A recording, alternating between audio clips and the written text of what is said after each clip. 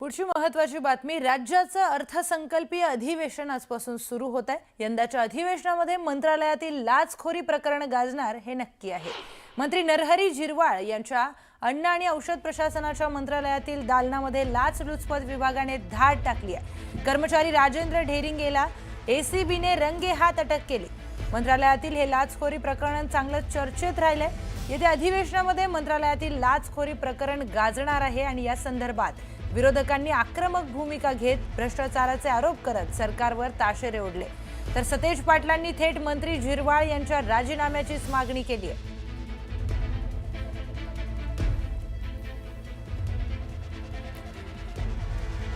दरम्यान मंत्रालयातील हे लाचखोरी प्रकरण नेमकं काय आहे समजून घेऊयात ग्राफिक्सच्या माध्यमातून।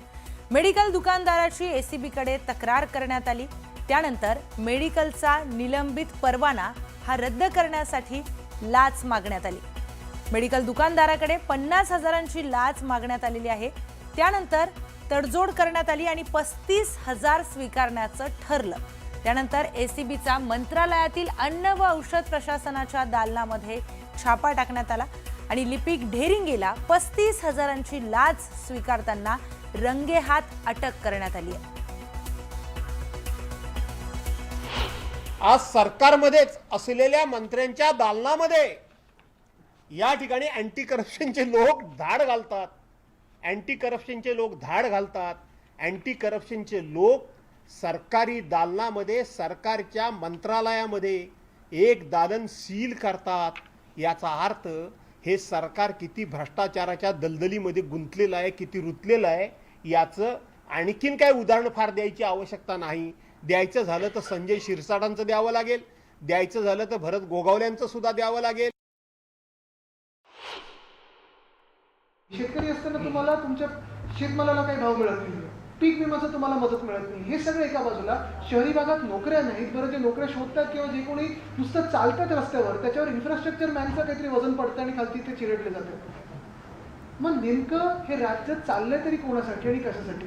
मंत्रालयात धाडी पडू नका, स्वतःच्या ऑफिसमध्ये तुम्हाला पाहतोय की तिथे भ्रष्टाचार बघायला मिळतं।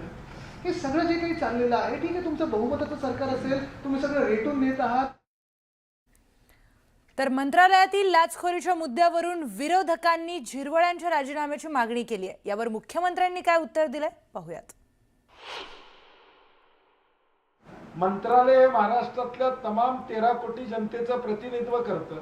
त्या मंत्रालयात एसीबी या ठिकाणी धाड घालते, हे वरचं अप्रुव्हल असल्याशिवाय नाही। त्यामुळे मुख्यमंत्र्यांना माझी विनंती आहे, राष्ट्रवादीला कॉर्नर करायसाठी ही धाड होती का खरंच या महाराष्ट्राची इमेज सुधारण्यासाठी होती? इमेज सुधारण्यासाठी असेल तर उद्या अधिवेशन चालू व्हायच्या आधी झिरवाळांचा राजीनामा घ्या। नुसती पीएची बदली करून त्या ठिकाणी चालणार नाही। एखादी तक्रार मिळाली तर देवेंद्र फडणवीसच्या केबिनमध्ये रेल्वे, त्याचा काही देवेंद्र फडणवीसशी संबंध नसतो, त्याचा काही नरहरी झिरवाळशी संबंध नसतो। उद्या माझ्याही कार्यालयामध्ये जर कोणी एखाद्या व्यक्तीने अशा पद्धतीनं व्यवहार केला तर त्यालाही पकडण्याची मुभा ही मी दिलेली आहे। असा कोणी एखादा कार्यालयात पकडला गेला याचा अर्थ त्या मंत्र्याचा त्याला आशीर्वाद आहे, त्याला वरद हस्त आहे असं समजण्याचं कारण नाही आहे। तसे पुरावे अद्याप तरी कुठलेही नाही आहेत। त्यामुळे मला असं वाटतं की या गोष्टींना जोडणं हे काही योग्य नाही।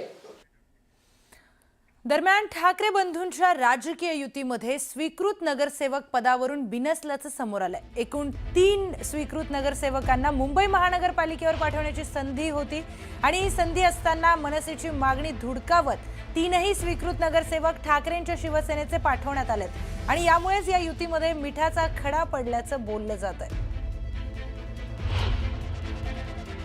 मी माझ्या जीवनामध्ये कधीही महापालिकेच्या राजकारणामध्ये पडलो नाही।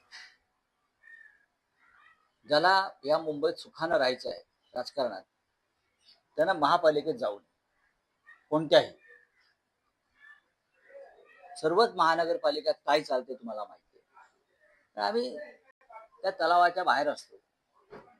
महापालिकेचं राजकारण वेगळं, आम्ही वेगळं काम करतो।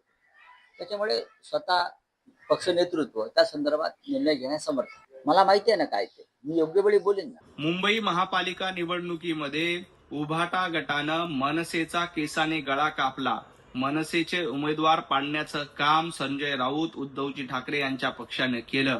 आता जेव्हा स्वीकृत नगरसेवक द्यायची वेळ आली तेव्हा 3 स्वीकृत नगरसेवक आपल्याच पक्षाचे द्यायचे आणि मनसेच्या हाती भोपळा द्यायचा ही भूमिका उभाटा गटानं घेतलीये. कोत्या मनाचं कोण आहे हे आता या निमित्ताने महाराष्ट्राला कळलं.